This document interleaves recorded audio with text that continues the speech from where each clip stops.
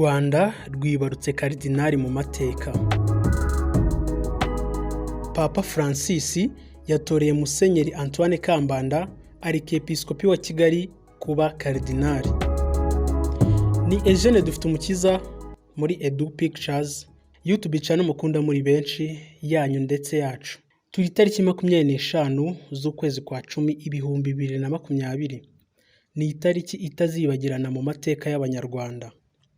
Ni ubwa mbere u Rwanda rwagira umuyobozi muri Kiliziya Gatolika uri kuri uru rwego. Kuva Kiliziya yatangira gukorera mu Rwanda mu myaka 1900, ni umunyarwanda wa mbere ubaye Cardinal mu mateka y'u Rwanda. Umuhango bijyana uzaba tariki 28 Ugushyingo 2020. Yatowe hamwe n'abandi ba Cardinal 12. Iby'uku gutorwa Papa Francis yabitangarije ku rubuga rwa Petero Mutagatifu Roma mu isengesho ry'indamutso ya Marayika kuri iki cyumweru cya 30 gisanzwe. Iryo sengesho ni Angelus. Ku ya 19 Ugushyingo 2018, Papa Francis, umushumba wa Kiliziya Gatolika ku isi, yari yatoreye Musenyeri Antoine Kambanda wayoboraga diocese ya Kibungo kuba arikepiskopi wa Kigali.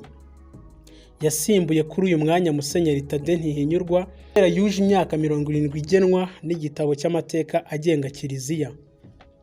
Mbere yaho Musenyeri Antoine Kambanda yahawe inkoni y'ubushumba yo kuragira diocese ya Kibungo. Byari ku itariki 21 Nyakanga 2013. Nyuma y'imyaka isaga 3 iyi diocese idafite umushumba, yasimbuye Musenyeri Kizito bahuje imihigo wahoze ayiyobora akaza kwegura mu mwaka wa 2010. Papa Francisco yatoreye Musenyeri Kambanda Antoine kuyobora iyi diocese ku wa 7 Gicurasi 2013. Ngayo nguko ni ibi byaranze umunsi w'itariki 25 z'ukwa 10 2020. Byari hagana mu masaa 7 z'igicamunsi. Ni umunsi wo ku cyumweru.